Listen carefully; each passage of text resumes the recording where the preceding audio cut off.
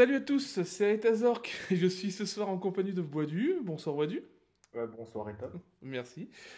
Euh, on se retrouve ce soir pour le débrief de la journée numéro 24. Donc on va essayer chaque semaine de faire un petit débrief des résultats. Bon, maintenant on arrive en fin de championnat, mais on le fera pour les prochains championnats et pour les prochaines compétitions. Donc on va débriefer des différents résultats, des faits marquants de la semaine. Et puis c'est déjà pas mal. Donc je vais commencer à laisser la parole à mon ami Boidu pour poser le petit coup de gueule de la semaine. Donc Ah, le Boidu, coup de je te gueule. laisse. Ah, coup de gueule.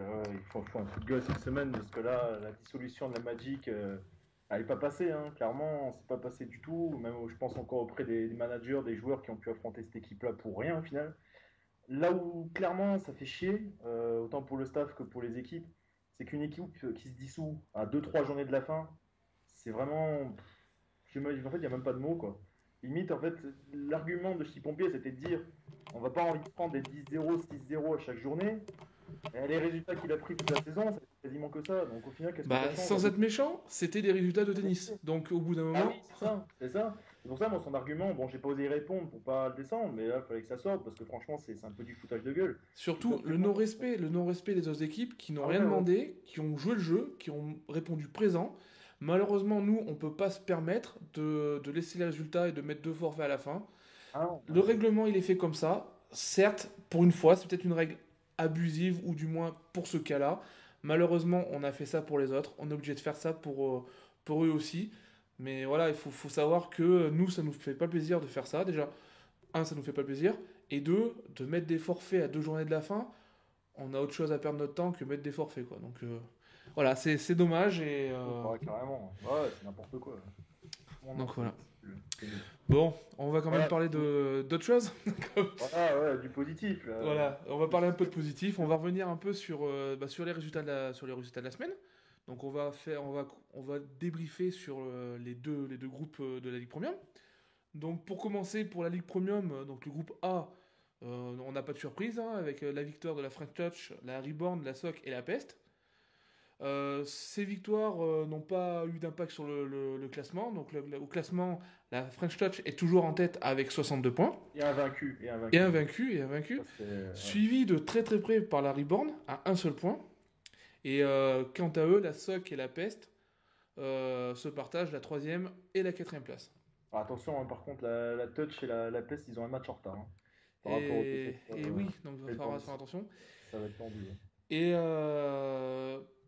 un peu plus bas dans le tableau, malgré que la Star Fox et Nargia soient à 3 points de la Divinity, leur match de la 25e journée étant déjà joué et gagné par forfait contre la gamme Torino qui a abandonné plus tôt dans le championnat, et leur dernier match se jouant contre la French Touch, à part un miracle pour remonter leurs 23 points de différence de but par rapport à la Divinity, euh, on pense, enfin, Moi, j'y crois. Hein. c'est Moi, j'y logique, crois. Moi, on j'y sait crois. jamais, on sait Ouais, jamais ce ouais, qui peut non. arriver, Bah, mais non. on devrait déjà, dans cette poule, dans ce groupe, avoir déjà nos 8 qualifiés pour les playoffs.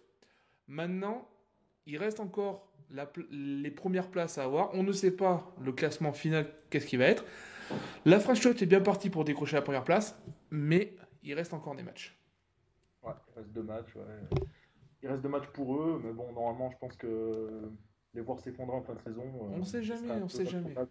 Ouais, non, non, non, mais là, ils sont bien, là, ils sont En bien. tout cas, ils ont fait une bonne saison et sans parler que les autres équipes ne méritent pas ou autre, voilà, ils ont été invaincus, ils ont fait un très gros championnat. Maintenant, seul le terrain parlera pour voir qui sera premier. Ah, et les playoffs aussi, quoi. Ça va être intéressant à Et les voir. playoffs, on a hâte d'avoir les playoffs. Ouais, Mais c'est avant des ça. playoffs, parlons. Si on parlait du groupe B aussi, il y a un groupe B aussi quand même. Hein. Ah, c'est moi, ça? Oh, putain. Ben ouais, il faut qu'on bosse un peu quand même. Hein. Ah, là aussi, hein, groupe B, un peu pareil au niveau du classement. Toujours la FZM première, qui a un match en avance par rapport à Krogen, qui, si elle vient à gagner ce match en retard, ben, passe devant la FZM. Donc là, c'est un peu le même cas de figure que dans le groupe A, c'est assez serré. La Féroce qui s'accroche au podium. Après, bon, là, il y a un fossé entre le troisième et le quatrième, quoi. Ça fait depuis presque la mi-saison que voilà, il y a presque une dizaine de points qui séparent le troisième du quatrième. Là, actuellement, c'est la Gold Fever. Et là où c'est surtout intéressant, c'est que les équipes de la quatrième à la neuvième place se tiennent vraiment à pas beaucoup de points. Il y a quoi? Il y a 6 points, 7 points, ouais, 6 points. Ouais, C'est après, vraiment il reste que deux ultra matchs, mais bon. Et ouais, par contre, à mon avis, on peut parler aussi peut-être d'un faux pas de la FZM, parce qu'ils ont fait match nul. ah euh, ouais, contre Ils ont AZ. la fraîche Impulstar, donc ça pourrait peut-être leur coûter leur place finale, parce que à 2 journées de la fin, Ah, la ils ont plus de FZM elle a carton. un match d'avance, parce qu'elle a un Ouais, forfait contre la Magic, et ouais, elle est c'est ça. seulement à 1 point de la Progen. Donc, Ah ouais, non, là, ils ont plus les cartes en main. Là, ils auraient gagné. Bon, ils étaient à 3 points d'avance avec le match en retard. Mais bon, la différence de but, la Progen serait passée devant, même en gagnant son match. Mais bon, là, c'est clair que là, c'est un peu tiré une balle dans il le pied. reste, il reste 2 matchs à la Progen pour prouver de quoi elle est capable, sachant que un nul et une victoire de l'autre côté de la FZM les mettrait à égalité, et à la différence de but, la Progen sera championne. Ah ouais, c'est ça, ouais. Donc je Progen. pense que les 2 dernières journées vont être intéressantes de ce côté-là. Ouais, c'est ça. Clairement, ouais. Et après, voilà, Ah, après, bon, et bon, pour moi, en tout cas, même si, comme j'ai pu le dire, c'est serré hein, entre le quatrième et le neuvième, mais il va y avoir une lutte à 3, très clairement, entre la BAM qui est actuellement neuvième avec un match en moins par rapport à l'Impulstar qui est septième. Mais entre la Impulstar qui est septième, 37 points, et Victus 36 avec un match en moins, c'est BAM 35 avec un match en moins par rapport à l'Impulstar. Ouais, pour moi, c'est ces trois équipes, ça va se jouer entre ces trois pour les deux places 7 et 8, quoi. Et je vois pas la Bagnères ou la Roche. 2-3 points d'avance, c'est tellement serré qu'au final, c'est vachement important ces points-là. Et pour moi, il va y avoir surtout la semaine prochaine, enfin la semaine, cette semaine du moins, un BAM FC contre la Roche qui clairement soit qualifie d'office la Roche, soit pour moi enfonce clairement la BAM pour ce sprint final. À mon avis, ça va être très compliqué pour eux s'ils ne gagnent pas la Roche là. on voit quand même le championnat, c'est intéressant, c'est que en haut du tableau, bon, la première ou la deuxième place, le fait de gagner les phases de poule, enfin les phases de groupe, en soi ne donne rien. Par contre, ça peut donner un avantage sur les phases de playoff. Mais ce que je veux dire par là, c'est que le championnat n'est pas fini, tout est encore possible. Les C'est ça. premiers ne sont peut-être pas premiers, le huitième ne sera peut-être pas huitième. Et c'est quand même intéressant pour voir qu'on a quand même un championnat qui a eu beaucoup, beaucoup de journées. Ouais, Et de voir que jusqu'à la fin, ben, les équipes se tapent encore la bourre. Donc ouais, c'est c'est plutôt ça. prometteur pour la suite. Parce que là, au final, bon, les équipes, autant pour le groupe A que pour le groupe B, les équipes qui sont assurées de ne pas disputer les playoffs, ça s'est joué à 5 journées de la fin, grand maxi, quoi. Donc c'est que vraiment, il y a eu du suspense jusqu'au bout, des équipes style comme la Joga en groupe B, pour citer que, sont parties de très très loin, ont réussi une petite remontée, ont espéré, bon, au final, ça a été très Ouais. compliqué de revenir, mais bon, On parlera pas de la Little quand Big même. Player, mon club, qui. C'est qui ça? C'est Enfin, qui? mon club et le La club Little de Flop mes collègues. Player, non? La Little Flop Player. On s'est un peu éclaté la gueule en fin de championnat, on avoue que voilà. Ouais, Mais plutôt, bon, ouais. c'est pas grave, au moins, enfin, c'est pas pour remettre le couteau dans la plaie dans certaines équipes, mais même dans la douleur, on reste jusqu'à la fin, on a un engagement, et même si on prend des billes dans les derniers matchs, c'est pas grave, on reste jusqu'à la fin.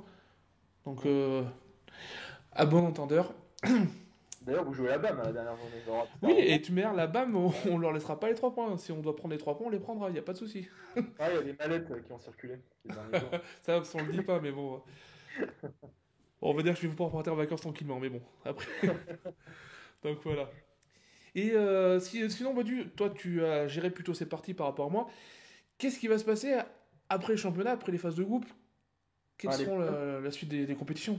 dans un premier temps, bah, les playoffs pour les 8 premiers de chaque groupe. Bon, au niveau du déroulement, on l'a déjà annoncé, mais on va peut-être faire une petite piqûre de rappel sûrement dans les jours à venir. Le premier du groupe A affrontera le dernier qualifié du groupe B, et vice-versa, tout ça. Donc, voilà. Sachant que il Et, faut aussi dire que les tirages vont être faits en fonction que le premier du groupe A ne retrouve pas, par exemple, le ah, deuxième voilà, oui, du groupe bien B sûr. Ouais, ça a été fait avant comme ça. les demi-finales. C'est ça, ça a été fait comme ça. S'il retrouve en quart de finale ou en huitième, il n'y a aucun intérêt. Non, non, bah non, non, non, de Donc toute façon, tout a été réfléchi. Enfin, tout a été réfléchi. Après, on n'est pas à l'abri d'un pétage de plomb du VPN, mais bon, on sera là pour rectifier le tir. Mais ouais, hein, normalement, on va tout faire pour que les poules soient mélangées correctement et que entre guillemets, les têtes de série se retrouvent le plus loin possible ouais, non. pour avoir une équité un peu plus logique, quoi. Ouais, ouais. Non, non, clairement, pas de souci avec ça, quoi.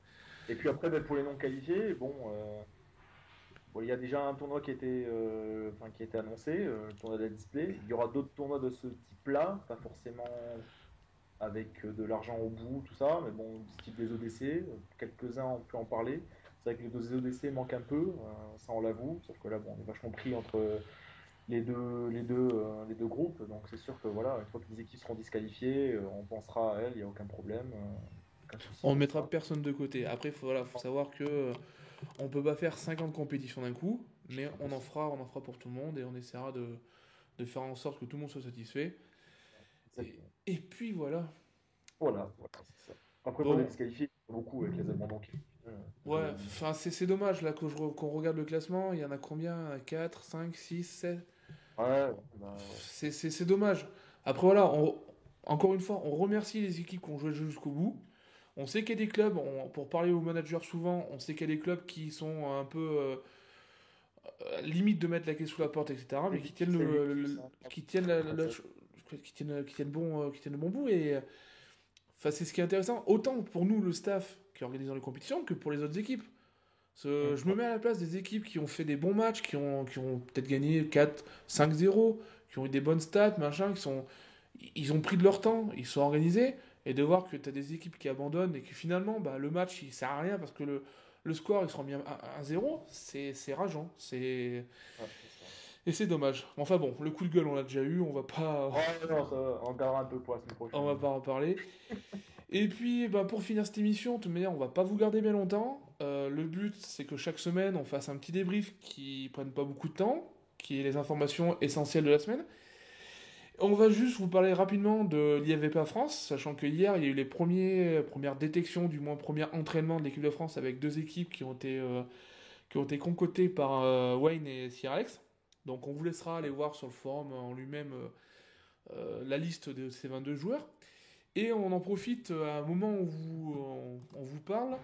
Il y a l'anonyme qui a fait un petit top et flop de l'équipe de France. Donc un petit débrief rapide de la soirée. Donc plutôt que nous d'en parler, on vous laisse aller voir ce débrief sur le forum et de le commenter. Il ne faut pas hésiter, que ce soit positivement, négativement, tant que ça reste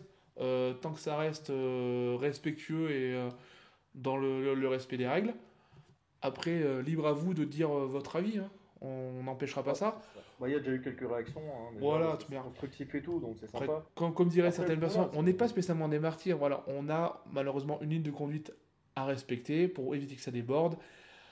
Après, voilà, libre à vous de trouver la limite et de ne pas la dépasser. Voilà, après c'est ça, tout ce que chacun j'aurais à dire son pour pratique. terminer ce magnifique débrief. C'est beau, magnifique. Et voilà. Super. Et puis voilà, bon, on se retrouve peut-être, je l'espère, si on peut le faire, la semaine prochaine. Ouais, peut-être. Et on sait pas. Et en tout cas, bah, bonne soirée à tous. Ou bonjour à tous à l'heure où vous verrez cette vidéo. Nous, on sort du boulot, on est crevé, donc c'est bonsoir à Ah, bah tous. ouais. Et puis voilà, on se retrouve sur fvpafr.com. Et ben, à très bientôt. Ciao, ciao.